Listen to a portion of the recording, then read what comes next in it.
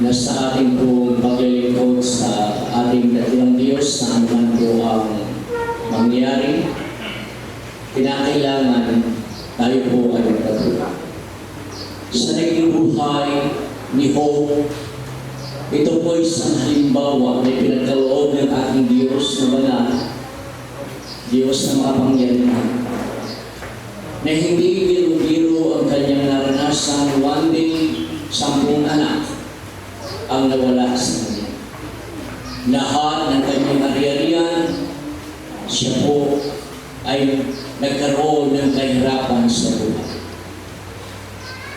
Ang mga bagay na ito ay hindi po naging hadlang sa kabang upang sisihin ng Diyos na kung tapat ako'y masgasig at mainit na lingkod, kundi siya, mga kapatid, ay nagpuri pa sa ating Panginoon. Siya nagpakambaba. Inusig siya, maging ang kanyang asawa na dapat encourage siya. Bakit hindi mo pa itakwil ang iyong Diyos upang ikawin mo? Nagkaroon din po ng sakit, tuyo, hanggang talampakan na nagkaroon ng bukol si Job. Napakahirap ng kanyang naranasan. Subalit, mga kapatid, kanyang pinangawakan na anuman ang mangyari, siya man ay mawala ng buhay. Siya magtitiwala, siya ay maglilingkod sa Diyos. Ang bagay na kanyang naranasan na siya nagkaroon ng karamdaman, mga pagsubok sa buhay, hindi ito naging hadlang upang siya ay pumalikod sa paglilingkod sa Kanya. At ang sabi ng Biblia, ako ay dumating sa hanggang ibabaw nito na haba, at ako ay haba na magbabalik sa Diyos.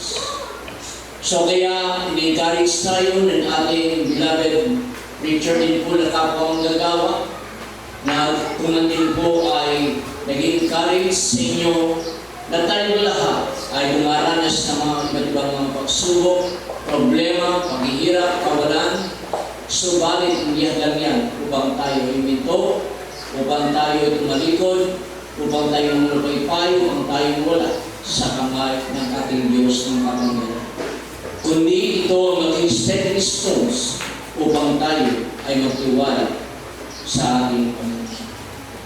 So mga kapatid, sa mga salitang iyan na ating napakinggan at para sa ating di po mga minamahal na kapatid, may isang versikulo na ating di pong pag-encourage sa mga may pagsubok, sa may mga karamdaman na marami po sa kasalukuyan ang dumaranas po ng hindi biro-biro pagsubok sa ito. Sa Mark chapter 5, verse 28 and 29, na dito po, mga kapatid, ipinakikita ng ating Diyos na makapangyarihan ang lubusang pagtitiwala, pananalig na walang imposible sa ating Panginoon. Ang sabi po, okay na po, ito po yung babaeng inaagas ng dugo, nang sabi ng Biblia, siya pumunta sa mga dalubahas ng mga manggagamot, naubos yung kanyang kayamanan, ang kanyang ari-arian. So ano ang iniisip ng babae ito? Yung kanyang kamatayan. Pero naubos man ang kanyang ari-arian, ang kanyang kayamanan, sa malabas ng mga gagamot, lalo siya lumulubha sa kanyang karamdaman. Yung kanyang pananampalataya, ang pananampalataya nito, ang sabi ng aklat ng Hebrews 11:6, without faith, it is impossible to please Him. At ang pananampalataya, yung verse 1, ay mga bagay na hindi natin nakikita, pero ito'y ating inaasahan na ito ay ating patatanggap o matatanggap. Nagkaroon siya ng pananampalataya na mawakan lamang niya ang laylayan ng damit ng Panginoon at siya ay gagawin. So nang mahawakan niya laylayan ng damit ng Panginoon within 12 years, na sinagulog na siya pinagpala at pinagaling ng ating mahal na Panginoon. So tandaan ninyo, ang Diyos ang may hawak ng ating buhay. Ang pinakamahalaga sa ating lahat, tayo nasa kamay ng Panginoon, tayo nasa presensya ng Diyos, lumalaban sa kalooban ng Diyos, mawala ang ating buhay, tagumpay pa rin ito. Hindi ito kabiguan, kundi ito ang tunay na tagumpay na tayo magtatanong ng buhay ng Lord. Dahil lahat ito kayo sa oras mo ito, ang ating purihin, ang ating katangatang naman sa oras na ito. So mga kapatid, walang tao na nagtiwala sa Diyos na siya na dito. At kung ating titignan ang banal na kasulatan in the Old Testament, lalo na marami sa bagong tipan na ang karamdaman, ito ang siyang naging paraan upang ang mga tao ay lumapit sa Diyos. Upang ang mga tao ay maniwala sa Diyos, upang ang mga tao, mga kapatid, ay makaranas ng himala at milagros ng Diyos. At nais ng ating Panginoon na sa oras na ito na tayo ay magtiwala, magpakumbang sa harapan ng ating Panginoon. If my people shall humble themselves and pray and seek my face and turn their wicked ways, then I will hear from heaven. I will heal their land and I will forgive them. Yan ang sabi ng ating Panginoon.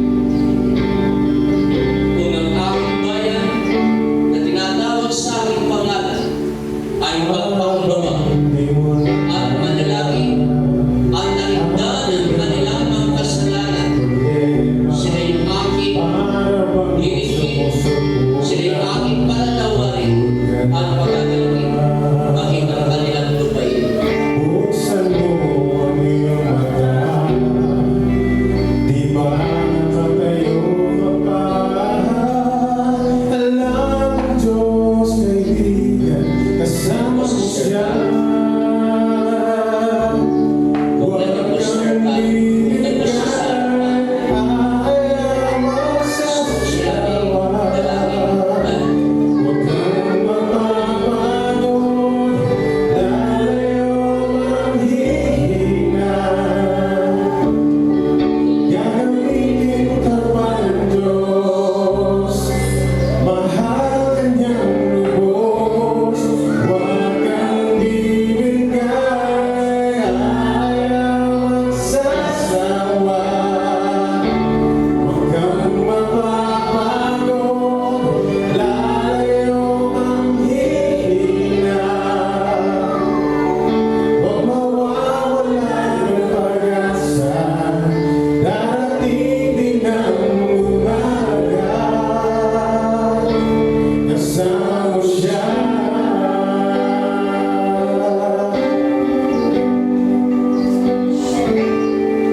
Ibabangon ka niya muli kung ikaw ay magkamali.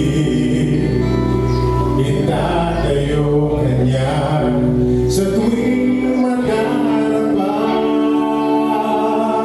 Malayo na ang iyong narating, wala nang babalik ang muli. Kaya mo yan, kaibigan, kasama mo siya.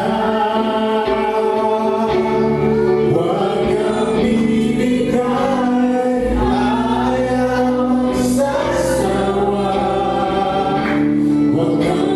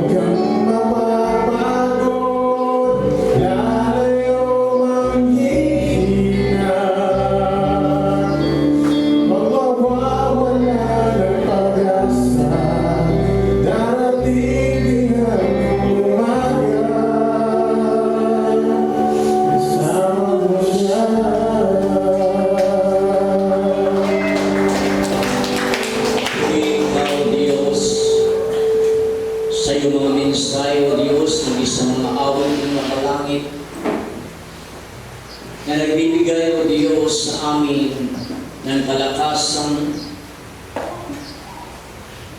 Salamat, Diyos, na rin ka, Panginoon, na ikaw ang Diyos na aming sinasamba ay totoo at buhay na Diyos. Sa maraming mga pagkakataon na sa aming pong paglilingkod sa iyo, may pagkakataon na kami, Ama, ay nasa bingit na po ng kamatayan. Subalit aming nakita ang iyong kapangyarihan, ang iyong mga himala, O Diyos, sa aming mga buhay, na kailanman, Panginoon, hindi mo kami pinabayaan sa kabila ng aming mga kamalian, sa kabila ng aming kakulangan, at sa O Diyos, nananatilig ang tapat at mapagbiyaya. Dakilang Diyos, sa oras nito, ang manaming banal, bagamat nariyan, O Diyos, ang aming pong mga minamahal na kapatid na maging kami man, ay nakakaranas din po ng mga pagsubok at karamdaman sa aming pong katawan, sapagkat kami, Panginoon, ay hindi pa po glorified body. Father Almighty, I ask in this moment na ikaw po, Diyos, ang siyang gumawa ng himala, Panginoon, sa iyo pong mga anak, sa mga lingkod, na sa kasalukuyan, nariyan po, O Diyos, derkat, Panginoon, na siya po'y dumaranas po, O Diyos, sa kanya pong katawang piskal, maging ang kanyang organs ng kidneys, Lord, nariyan po, maging kanyang dugo, Panginoon. Nothing impossible to you, Lord, we believe na ikaw ay maaaring gumawa ng himala at milagro sa kanyang buhay, na maging normal po ang lahat ng mga bagay niya.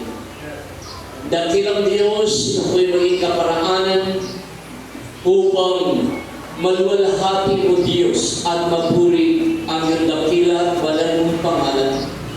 Maging po, O Diyos, kay Brother Judith, kay Sister Levi, kay Brother Noel, Sister Takin, kay Brother Eugene, Panginoon, at iba pang mga kapatid namin na nakakaranas po, O Diyos, ng kanilang katawang piskal, na karamdaman ng sakit, Panginoon.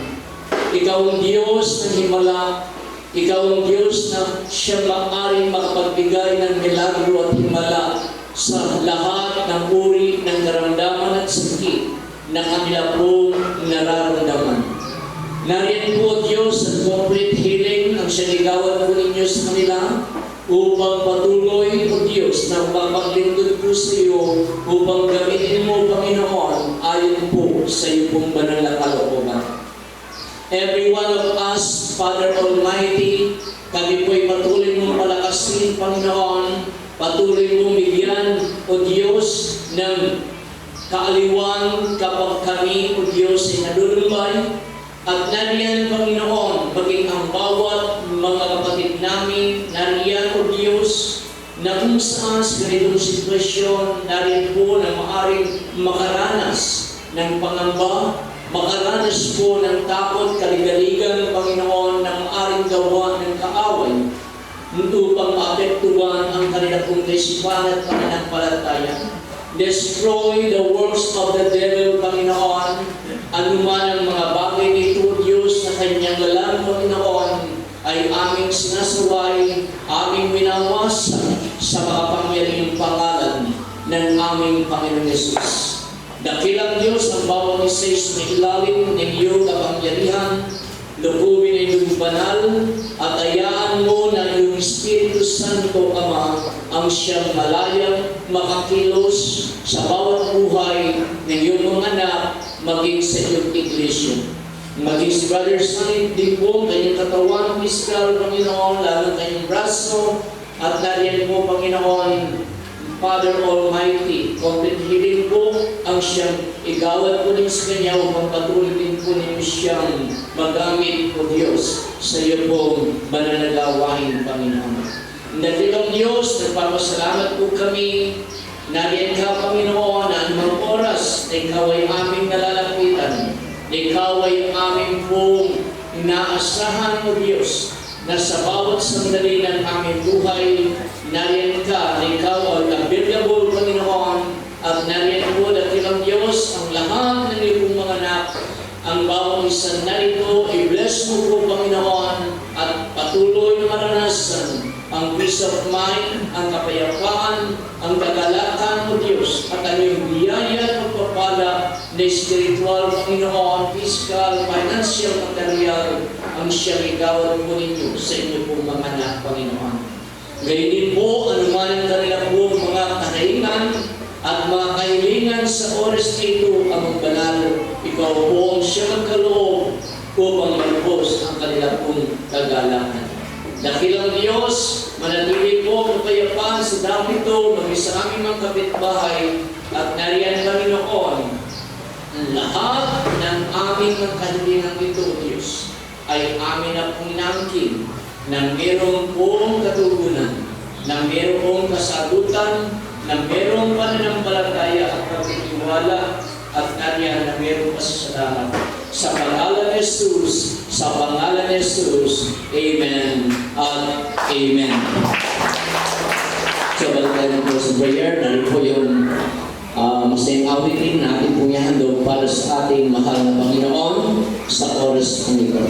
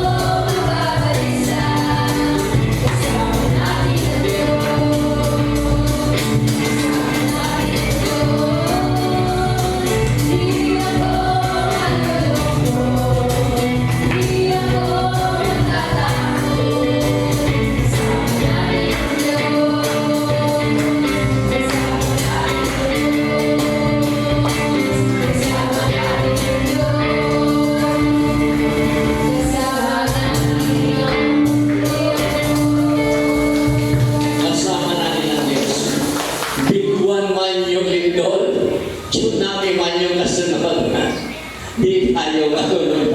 Iba kinikilig natin. Pero totoo po yung pagkikinig ng ating Panginoon. So tayong lahat ay lumuhod at dumalangin tayo pangalangin Brother Gerald po sa closing sa oras.